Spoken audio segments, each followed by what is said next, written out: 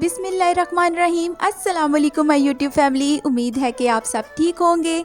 आज मैं लेके आई हूँ आप सबके लिए बहुत ही मज़ेदार केक की रेसिपी।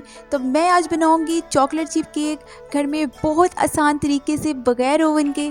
तो मैं हूँ सबा फिज़ान और आप देख रहे हैं सबा फिज़ान इजी रेसिपीज़। बिस्मिल्लाहिर्रहमानिर्रहीम। तो सबसे पहले मैंने यहाँ पर लिए हैं 4 अंडे। इसे हम एक बाउल में ऐड करेंगे और अच्छे से बीट कर लेंगे। अगर आपके पास हैंड बीटर है तो आप हैंड बीटर से बीट कर लें। अगर आपके पास हैंड बीटर नहीं है तो आप आसानी से एक फोक से, एक कांटे से इसे बीट कर सकते हैं। इसे हम बहुत अच्छे से बीट करेंगे। तकरीबन इसको हम 3 से 4 मिनट तक बीट करेंगे। और अगर आप चाहते हैं कि आपकी रेसिपी सेम ऐसे ही बने तो वीडियो को लास्ट तक देखिएगा, कोई भी स्टेप स्किप मत कीजिएगा। अच्छे से बीट करने के बाद मैंने यहाँ पर लिया है 1 कप चीनी का पाउडर। इसे मैं आधा पहले ऐड करूँगी, आधा बाद में ऐड करके इसे बीट कर लूँगी। तो अगर आप इलेक्ट्रिक बीटर यूज़ नहीं कर रहे तो यहाँ पर हमें चीनी का पाउडर ऐड करना बहुत ज़रूरी है ताकि ये आसानी से मिक्स हो सके। तो आपने इसे ग्राइंड कर लेना है, पाउडर बना लेना है। या अगर आपके पास आइसिंग शुगर है तो आप वो भी यूज़ कर सकते हैं। इसे मिक्स करने के बाद अब मैं यहाँ पर ऐड करूँगी 1/2 कप ऑयल। इसे भी आधा मैं पहले ऐड करूँगी, मिक्स करूँगी और आधा बाद में ऐड करके इसे अच्छे से मिक्स कर लेंगे। तो अगर आप मेरे चैनल पर नए हैं या आपको मेरी वीडियो पसंद आती है तो वीडियो को लाइक कर दिया करें, चैनल को सब्सक्राइब कर दिया करें। ये आपकी तरफ से हमारी मेहनत का एक इनाम होता है और मेरे प्यारे प्यारे बहन भाइयों की तरफ से एक मोहब्बत होती है, एक प्यार होता है। ऑयल को अच्छे से मिक्स करने के बाद अब मैंने इसमें ऐड किया है 1 टीस्पून वनीला एसेंस। तो वनीला एसेंस इसमें ऐड करना बहुत ज़रूरी है। इससे अंडों की स्मेल ख़त्म हो जाती है और केक में फ्लेवर भी बहुत मज़े का आता है। चलें अब हम ड्राई बैटर तैयार कर लेंगे। एक बाउल लेंगे जिसमें मैंने एक स्ट्रेनर रखा है। इसमें मैं ऐड करूँगी 2 कप मैदा। 2 कप मैदा ऐड करने के बाद अब मैं इसमें ऐड करूँगी 1 टेबलस्पून बेकिंग पाउडर। इसे पहले मैं थोड़ा सा छान लूँगी।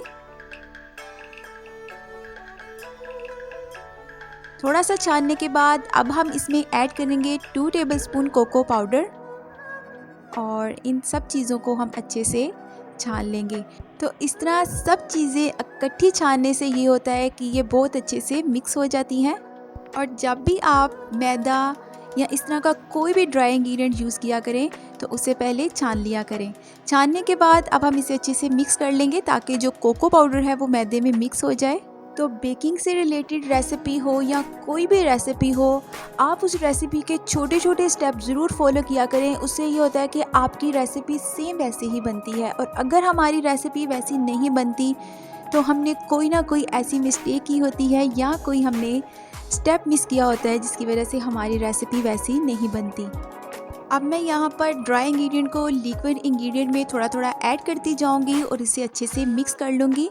और एक बात का आपने ख्याल करना है कि बैटर को आपने ज़्यादा ज़ोर से नहीं मिक्स करना, बिल्कुल हल्के हाथ से हमने इसे मिक्स करना है। तो अगर आपके पास स्पैचुला है तो आप उसके साथ इसे अच्छे से मिक्स कर लें, अगर नहीं है तो ये चम्मच के साथ भी मिक्स हो जाता है। पहले आपने इसे फोल्ड करना है और बाद में इस तरह से आपने सेंटर में एक कट लगाना है तो ये बहुत आसानी से मिक्स हो जाएगा। चलें अब हम इसे अच्छे से मिक्स करते हैं। मैंने सारा ड्राई इंग्रेडिएंट इसमें ऐड कर लिया है।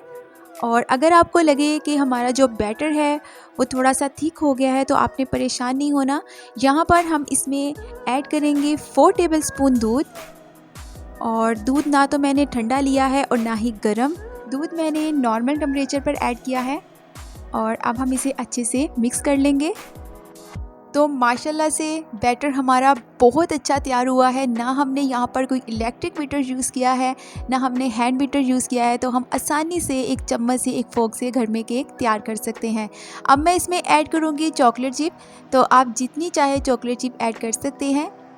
और चॉकलेट चिप ऐड करने के बाद मैं इसे अच्छे से मिक्स कर लूँगी।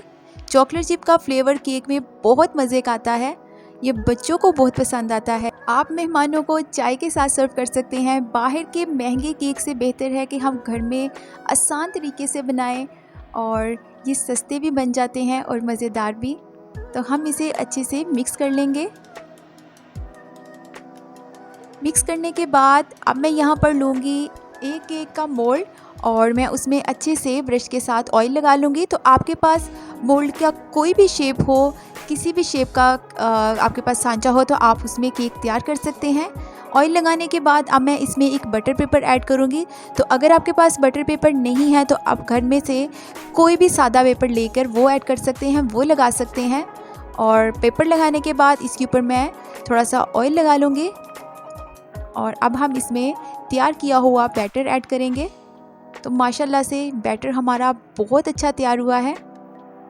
इस तरह से हम इसमें फैला लेंगे सारे बैटर को। और अगर आपके पास चॉकलेट चिप नहीं तो आप कोई भी चॉकलेट ऐड कर सकते हैं। आप उसके छोटे पीसेस कर लें और बैटर के अंदर इस तरह से आप मिक्स करके उसे बेक कर लें।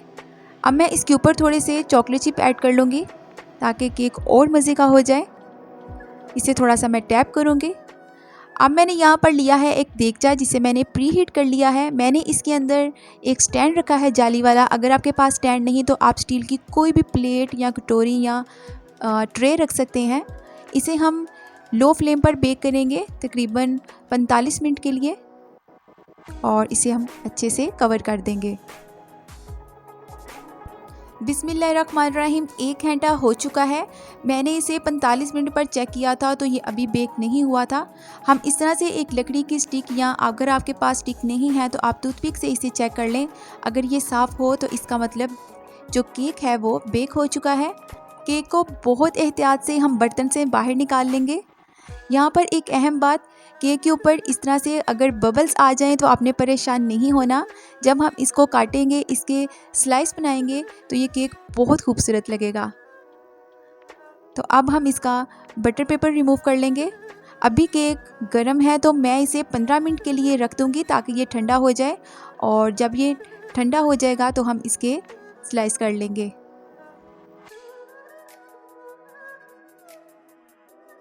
केक को मैंने ठंडा कर लिया है और अब मैं इसके स्लाइस कर लूँगी। तो माशाल्लाह से केक जो है वो बहुत ज़्यादा सॉफ्ट बना है, बहुत मज़े का बना है। और जो इसमें चॉकलेट चिप हमने ऐड किए हैं, जब आप इसकी बाइट लेंगे इसका टेस्ट बहुत मज़े का आता है। चलें अब मैं आपको इसका एक स्लाइस दिखाती हूँ और आप ये देख सकते हैं कि माशाल्लाह से ये कितना ज़्यादा सॉफ्ट और बहुत ज़्यादा यम्मी बना है। उम्मीद है कि आपको आज की मेरी ये रेसिपी पसंद आई होगी।